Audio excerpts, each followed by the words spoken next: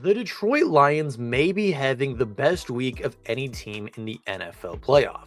Despite not having to play a game this weekend, the Detroit Lions have gotten good news nearly every single day this week, and today is no exception. Over the past couple of days, the Detroit Lions have discovered that not only is starting cornerback and first round pick Terrion Arnold going to be healthy for the divisional round, not only will starting running back David Montgomery be ready to go for the second round of the playoffs, but today have activated ENNIS RAKESTRAW, the second round cornerback selection from the year's most previous draft, and he will officially be playing in the divisional round as well, giving the Detroit Lions some secondary help, giving them some much needed depth at the cornerback room, and adding some much needed help to this Detroit Lions defense. And today, we're going to take a look at ENNIS RAKESTRAW, take a look at the injury, take a look at his return, take a look at what he was able to do both in the preseason and in the regular season, what kind of versatility he brings to the locker room and the secondary, and what kind of an impact number 15 will have as he returns to the Detroit Lions defense. So, with that being said, let's kick it off by taking a look at the secondary as of the last few games. As of right now, the Detroit Lions secondary is a little bit subpar. If nothing else, they are very, very stretched, and they are quite thin at the cornerback position as it currently stands. Terrion Arnold is coming off of a foot contusion suffered in Week 18 versus the Minnesota Vikings, an injury that did keep him out of the second half of that game, but does not seem to be a large concern for the divisional round playoffs. He's a player that has already come out and said that he is playing in the playoffs, so I think he'll be good to go with another week to heal. I think that Terrion Arnold will be okay for the second round of the playoffs, and we should expect to have the first round pick. Kendall Vildor has played quite a few significant snaps this year, including nearly the entire second half of Week 18's contest versus the Minnesota Vikings. He was a big part of that secondary in terms of shutting down Justin Jefferson and Jordan Addison, and without Kendall Vildor, I don't think the Detroit Lions are the number one seed. I know that he gets a lot of hate for being the cornerback 6. I know he gets a lot of hate for a couple of plays that happened in the playoffs. I know he gets a lot of flack for just being a depth cornerback and not playing up to the standards of some of the elite cornerbacks we've seen in Detroit over the last couple of years. But I do think Kendall Vildor is a really good depth player, and I myself have talked a lot of bad things about Kendall Vildor, especially after the NFC Championship game and at points this season. But I don't think he gets enough credit where it's due. I don't think he gets enough credit for the game he played against Minnesota. I don't think he gets enough credit for some of the other games that he's been thrown into throughout the year. And to be completely honest, without Kendall Vildor, I don't think the Lions are the number one seed. Without Kendall Vildor, I don't think the Detroit Lions go to the NFC Championship last year. Is he a starting caliber cornerback in the league? Probably not. Is he a sixth string cornerback in the league? Also no. He is quality depth for where he's at in the Detroit Lions depth chart. And again, without his depth, without his versatility in the secondary, and without his presence, I don't think that the Detroit Lions are the number one seed. I don't think that they are as good as they are right now. And I think Kendall Vildor needs a round of applause for what he's done for the Detroit Lions in his 1.5 seasons. Amik Robertson is the other boundary cornerback coming off of the best game of his maybe NFL career, but certainly his Detroit Lions career, holding Justin Jefferson to just 3 catches and 55 yards.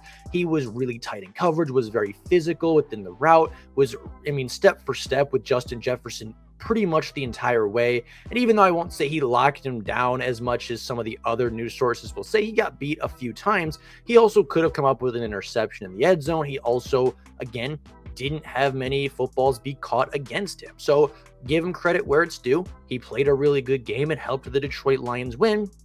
And then that's kind of it. The Detroit Lions don't have any other boundary cornerbacks outside of that. Brian Branch is the slot cornerback as he rotates down from safety.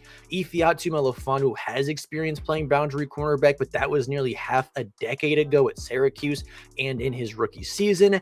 And then, cornerback 1 in Carlton Davis is on IR, unlikely to return for the rest of the season. And Emmanuel Mosley is on the non-football illness list with no timetable in order to return.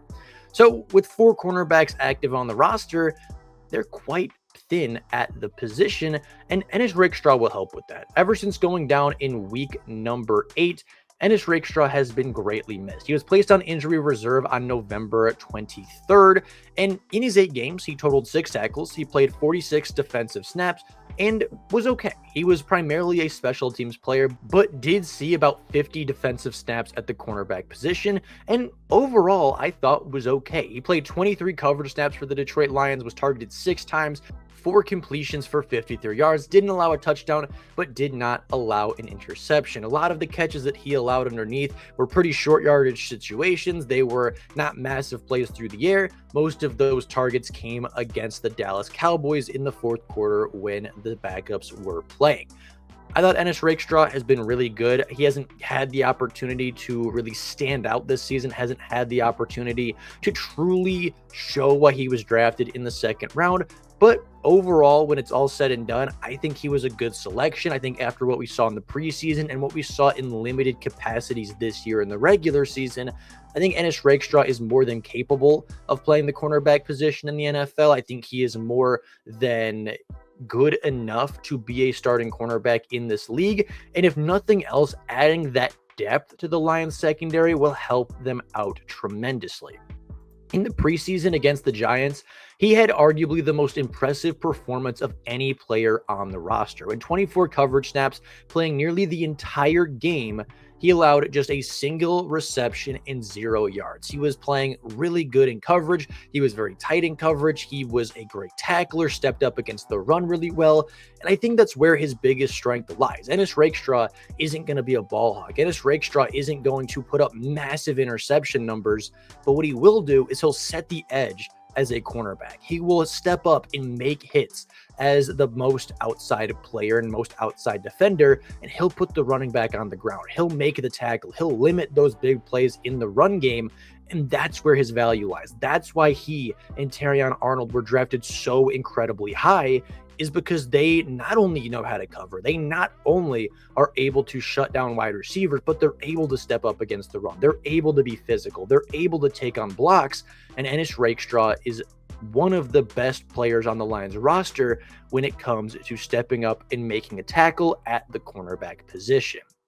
In his final year at Missouri, Ennis Rakestraw played in 9 games, 277 coverage snaps, was targeted 28 times, 18 receptions for a touchdown and 0 interceptions. I believe gave up just under 200 yards total on the season, which isn't bad in the slightest. He played in the SEC, one of the toughest conferences in college football, played against some really good NFL caliber wide receivers, went up against Ohio State at the end of the year, and was really good for Missouri. Helped lead that Missouri defense to being one of the best units in the conference, helped lead Missouri to one of the best and highest ranked teams in all of college football 2 seasons ago, and his presence was felt, and this season for Missouri, his presence was sorely missed. So with Rakestraw returning, what does that mean for the Detroit Lions secondary? Well, it means that they're going to have a lot more versatility when it comes to moving players around and moving different pieces like Aaron Glenn loves to do. Ennis Rakestraw's return means that he can play the boundary cornerback position, which means that Amik Robertson can play in the slot again if the Lions would like to do that, meaning Brian Branch can move back to safety, meaning Ifeatu Melifonwu can move around from safety to linebacker to slot cornerback. And of course, with Ennis Rakestraw being on the boundary, you have a lot more opportunity and a ton more versatility for this defense. Now, I'm not saying that the rookie's going to come in and take Robertson's spot on the outside. I'm not saying he's going to come in and force Brian Branch out of the slot cornerback position, but it gives the Lions the ability to do that. It gives the Lions the ability for Robertson to follow somebody into the slot, to push Brian Branch back out to safety, and put Robertson or Rakestraw on the outside to take on that responsibility. It gives you the opportunity to not have to start Kendall Vildor and potentially start a player with a higher ceiling and a higher floor. So with that being said, going in the divisional round of the NFL playoffs, the secondary looks quite healthy. The secondary looks like the best unit they've had since Carlton Davis was injured against the Buffalo Bills. And overall, I think this is a really good unit to take into the playoffs. Terrion Arnold, Amik Robertson, and ENNIS Rakestraw will likely be the 3 boundary cornerbacks for you. Kendall Vildor, again, for all the flack and all the hate that he gets, is going to be your 4th cornerback. And in a worst case situation, if Arnold, Robertson, or Rakestraw go down with an injury, you can do a lot worse in your secondary than Kendall Vildor. I know a lot of Lions fans may not agree with that, but it's true. Vildor is an underrated player for this team and a player that the Lions have shown that they have faith in to start in big moments. Their safety core is Kirby Joseph, Brian Branch, and Ifeatu Melifonwu, 2 of the best safeties in football and one of the most underrated safeties in football that bring versatility. 2 of them can play in the slot. All 3 of them can play the deep safety position. You could put Melifonwu at linebacker. There's a lot of rotation you can put in this secondary. There's a lot of different ways, a lot of different looks that you could see from this secondary, and I think it'll give whoever the Detroit Lions play in the second round quite a bit of trouble. So with that being said, that is all I have for you guys today. Just wanted to give a quick update on the news of ENNIS Rakestraw. His 21-day practice clock has officially started, and he is expected to be returned to the Lions secondary as of the divisional round. So with that being said, let me know you down in the comments below your opinions on ENNIS Rakestraw, what you think his impact will be throughout the secondary and throughout the playoffs. I'd be curious to hear your guys' opinions. With all of that being said, thank you all so much for watching, and until next time, and as always, go Lions.